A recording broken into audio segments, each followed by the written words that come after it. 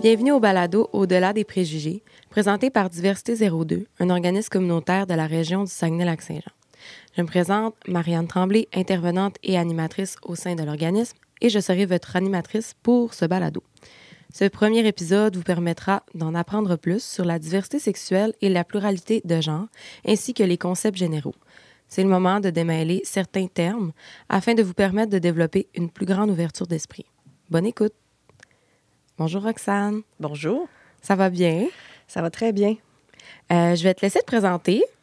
Oui, en fait, moi, mon nom est Roxane Gervais. Je suis directrice de Diversité 02 depuis l'été 2022.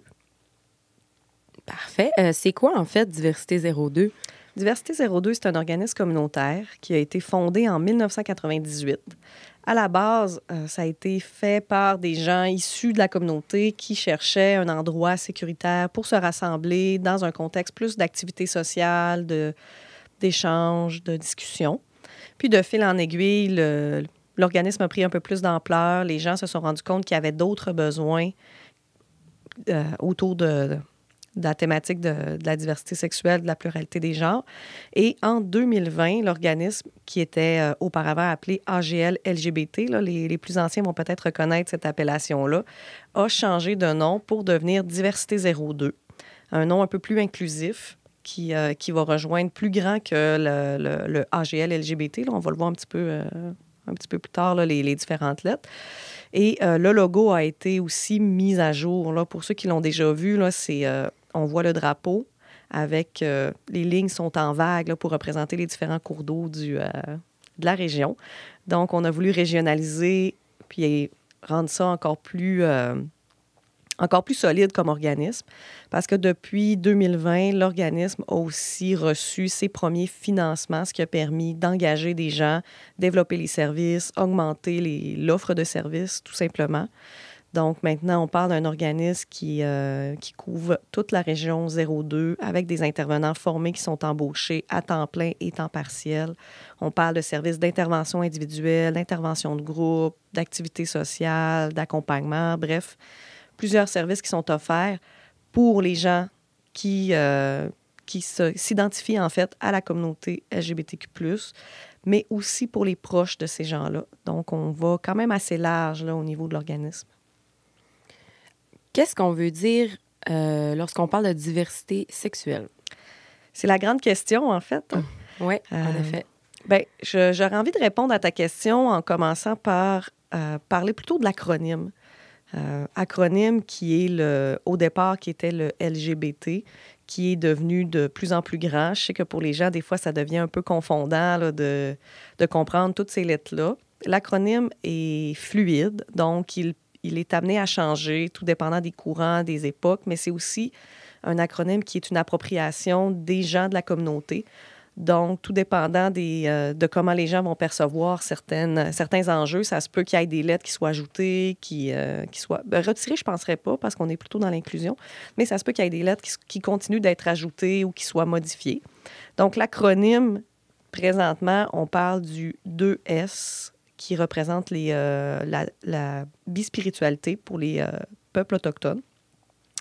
Le LGBT, qui est lesbienne, gay, bisexuelle et transsexuelle ou transidentité. Le T peut avoir, c'est un peu un terme parapluie, là, le T peut avoir plusieurs significations. C'est les gens qui vont s'auto-identifier là, dans quel mot ils préfèrent utiliser. Donc, on a le Q, le fameux queer, qui, je pense, est le mot qu'on entend beaucoup parler dans les dernières années et qui est le plus difficile à saisir parce que, d'une part, c'est l'objectif du mot queer, d'être difficile à saisir. Donc, il faut se ramener un petit peu dans l'histoire quand on parle du mot queer, qui était à l'époque, puis on recule de plusieurs années, surtout à Montréal, une insulte. Queer n'a pas de traduction spécifique en français, mais on parle plutôt de bizarre, weird, à côté de la société, mais dans un terme à connotation négative. Donc, à l'époque, queer était une insulte et le mot a un peu toujours resté dans l'insulte. Puis dans les dernières années, on a vu une réappropriation des communautés qui se sont dit, bien, ce mot-là, nous, on veut se le réapproprier puis le rendre positif.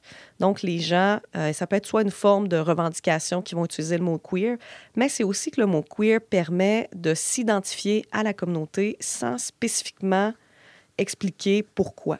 Les gens n'ont pas toujours envie de dire, ben moi, je suis une lesbienne, moi, je suis une personne trans, mais parce que ça vient avec son lot aussi d'enjeux et de préjugés, d'homophobie, de transphobie.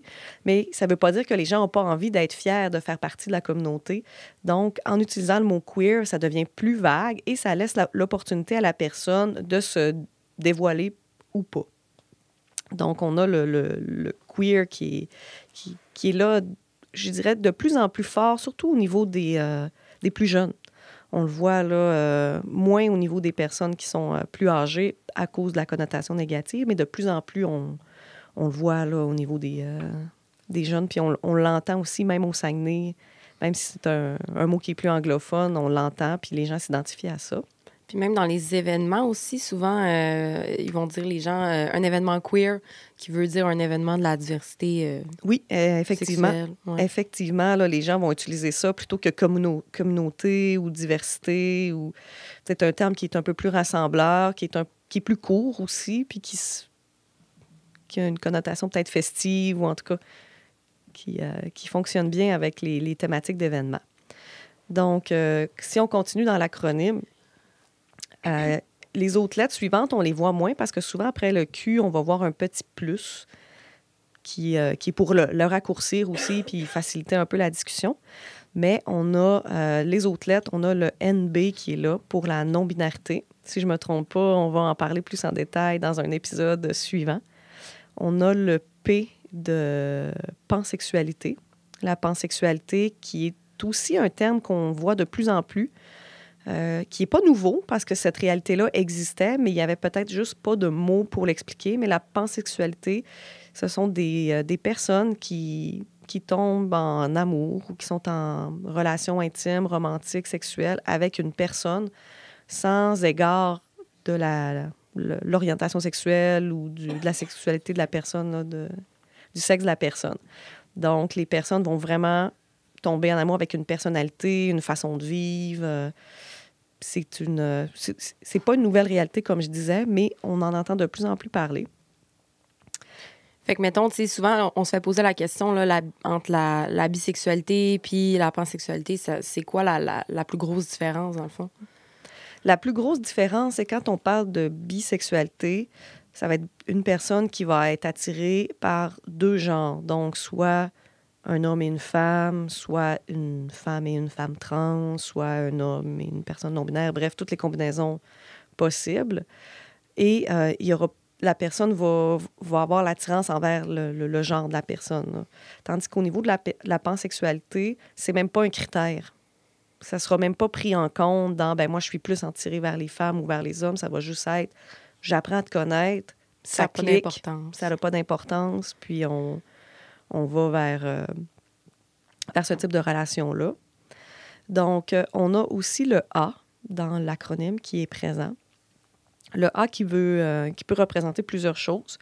Donc, on a principalement celui que je vais aborder, c'est l'asexualité, qui est un terme qu'on voit, je dirais de plus en plus aussi. On le voit de plus en plus chez les jeunes, dans les écoles ou quand on parle avec les plus jeunes. C'est un terme qui, je pense, qui vient les chercher. Quand on parle d'asexualité, c'est des gens qui ont peu ou pas d'attirance sexuelle. Puis on parle pas de désir, on parle pas... c'est vraiment au niveau de l'attirance qui s'y retrouve pas dans la société, dans l'hypersexualisation, dans toute l'emphase qui est mise au niveau de la sexualité, dans les différentes émissions, partout sur le net.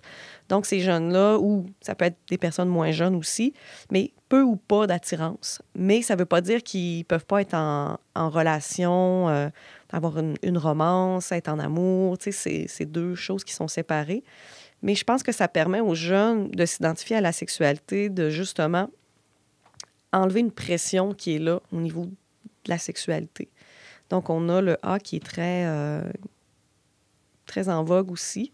présentement. Puis, il y a toutes ces autres déclinaisons là, art romantique et toutes les autres. Si vous avez envie d'en apprendre un peu plus, là, sur le site de Diversité 02, il y a une partie lexique. Donc, chacun des différents termes est expliqué plus en détail là, à ce niveau-là. Sinon, le A peut aussi vouloir dire allié. Il y a certains organismes LGBT qui l'incluent, d'autres qui ne l'incluent pas. Je pense que ça dépend vraiment de la mentalité, de la façon que l'organisme a été construit. Nous, à Diversité 02, on a décidé de l'inclure, le A allié, dans notre acronyme, pour plusieurs raisons. On sait que les gens qui sont des alliés ne sont pas issus nécessairement de la communauté, mais ça peut être des proches, des gens qui vont être très supportants, des gens dans une équipe de travail, des gens dans un milieu de vie.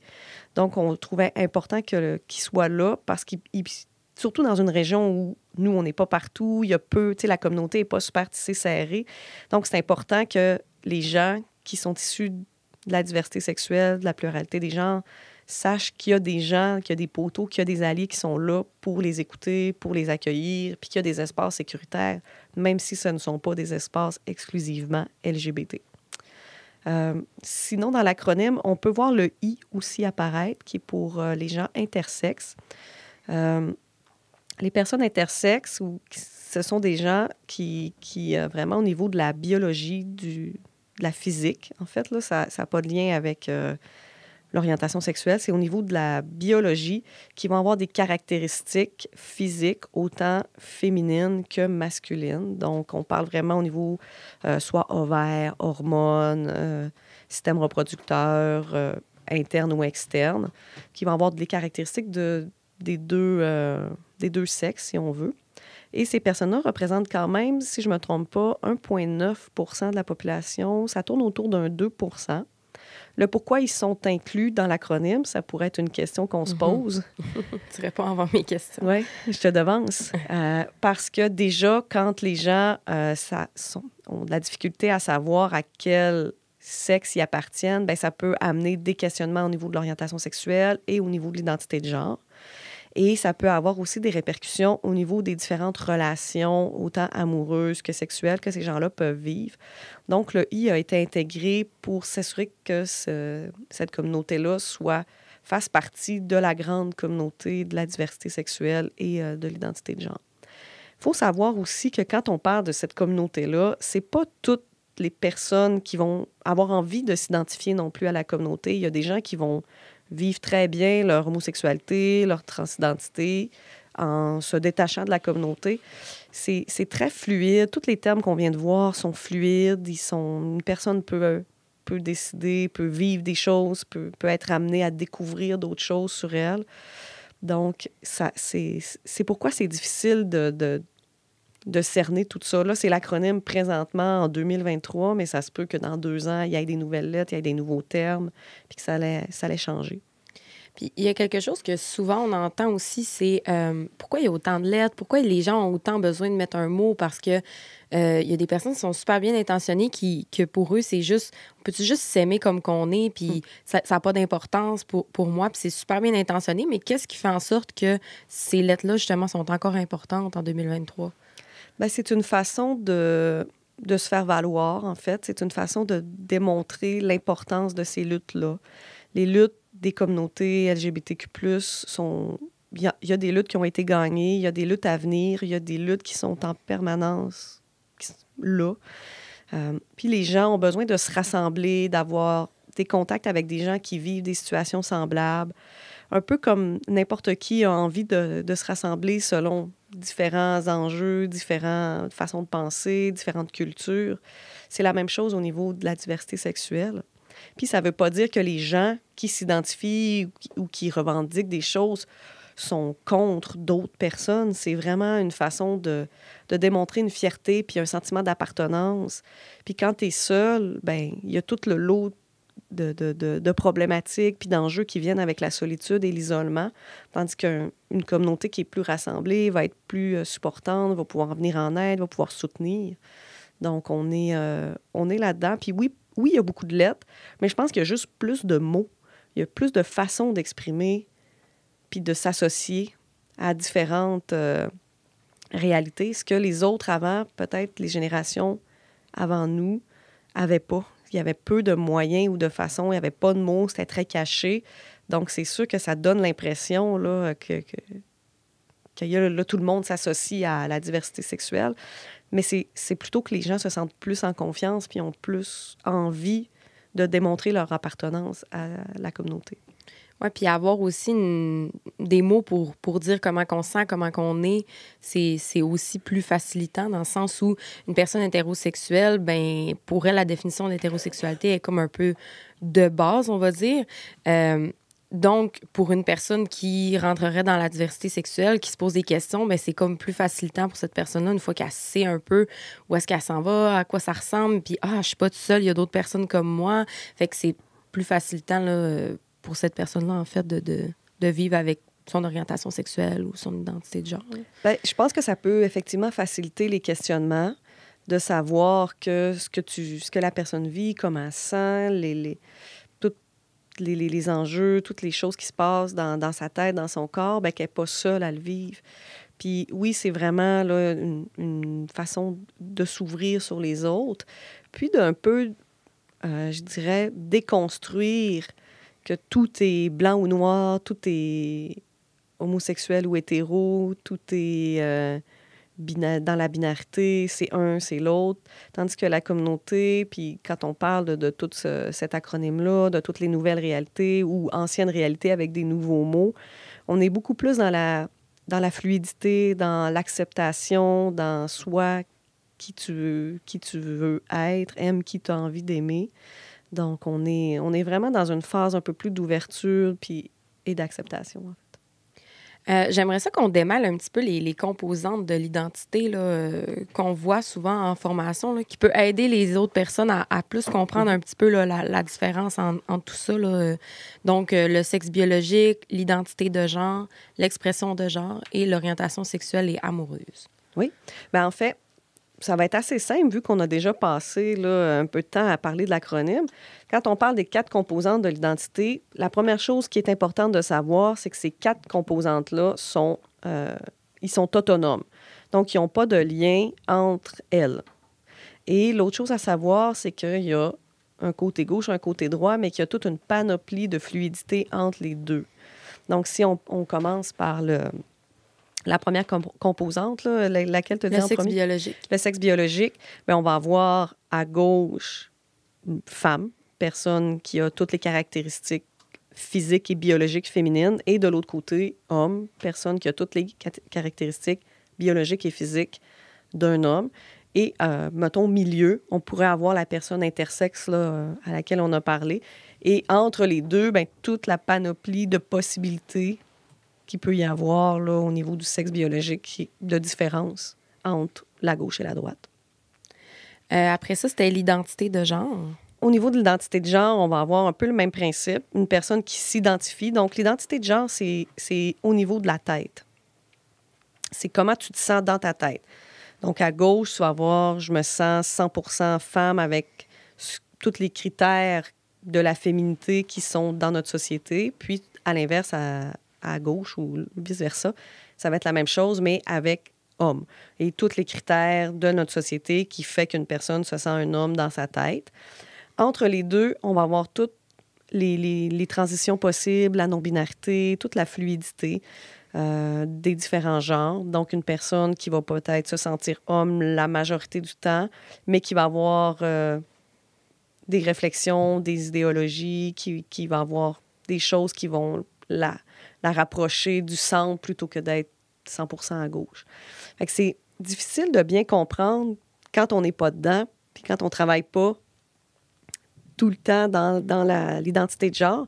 Mais c'est de garder en tête qu'il y a une fluidité qui est possible. Puis quand on parle de fluidité, ça peut vouloir dire qu'une personne va s'identifier d'une telle façon et que un peu plus tard, ça va être autre chose. Pas parce que la personne est mélangée, mais plutôt parce que la personne évolue, en apprend de plus en plus sur elle-même, va découvrir d'autres possibilités, puis que finalement, elle va se rendre compte, ah ben ça me rejoint plus, ça me rejoint moins. Donc, on est vraiment dans la fluidité là, à ce niveau-là. Mais il faut garder en tête que c'est au niveau de comment on se sent dans notre tête. L'expression de genre qui peut des fois poser plus problème, là. Oui, l'expression de genre peut rendre les gens confus. Quand on parle d'expression de genre, c'est vraiment de l'image qu'on veut projeter. Donc, l'expression de genre va être associée aux vêtements qui sont portés, coupe de cheveux, maquillage, vernis à ongles. Donc, encore une fois, on va avoir d'un côté ce que la société a comme représentation féminine et de l'autre côté, société, représentation masculine. Et entre les deux, bien, au centre, ça serait possiblement une personne qui se représente comme androgyne. Donc, une personne qui a des caractéristiques physiques extérieures, dont son expression de genre est féminine et masculine. Donc, c'est difficile de savoir si la personne s'identifie comme un homme ou une femme. Et on se rappelle qu'il n'y a pas de lien avec l'identité de genre. Donc, une personne peut s'habiller, avoir une expression de genre très féminine, mais se considérer comme un homme et vice-versa. C'est ça qui rend un peu plus confus. Puis, on va beaucoup y aller avec les normes sociales et la mode. Mais si on regarde un peu partout dans le monde, les normes sociales et la mode sont différents. Si on parle, là, je dirais l'exemple le plus classique, c'est que si on va en Écosse, qu'on regarde au niveau du kilt, qui est un... je veux pas faire mal le présenter, mais qui est en fait une jupe là, qui est associée pas à la guerre, mais en tout cas aux soldats ou en tout cas à la masculinité plutôt. Bien, ici, une jupe au Canada, c'est vraiment plus associé à la féminité.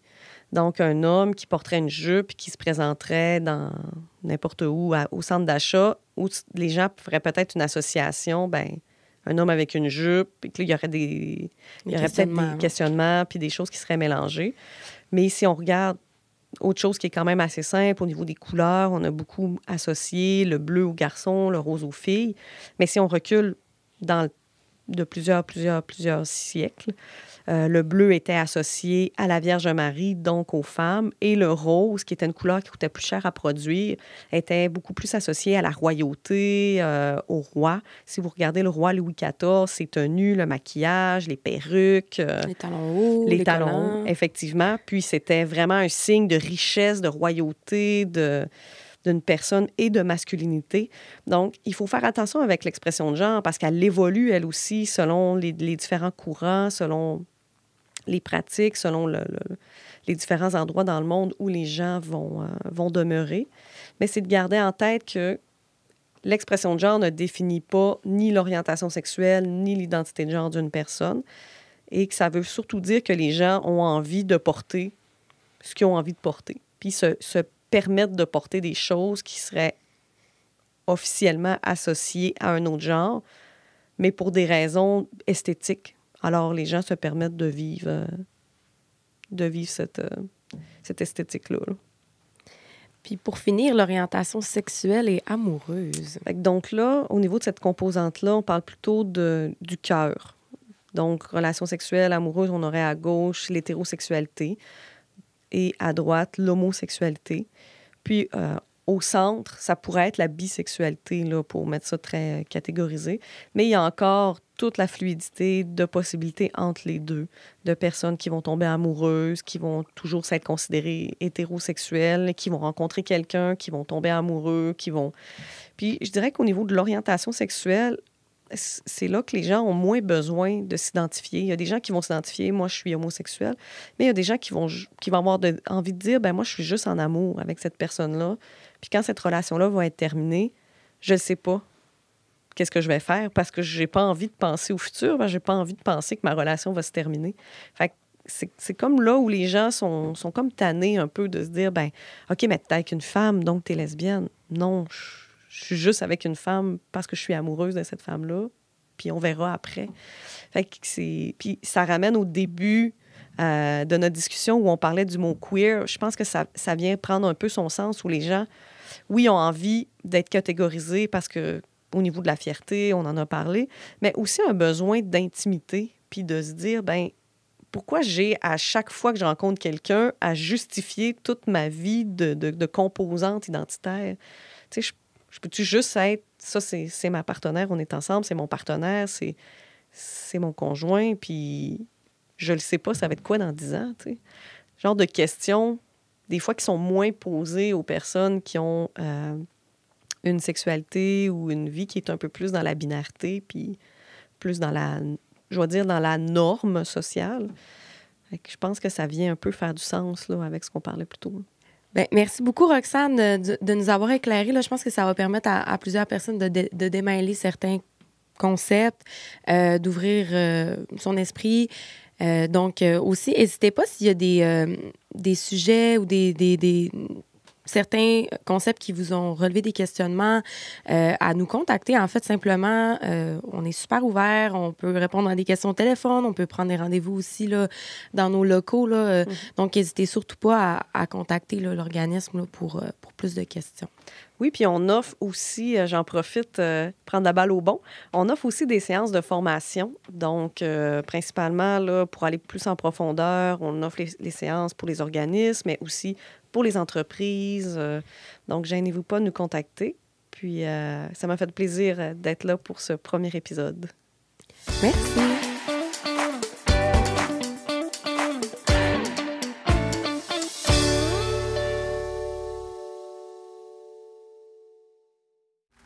Ce balado est produit en collaboration avec la Télédio du Lac.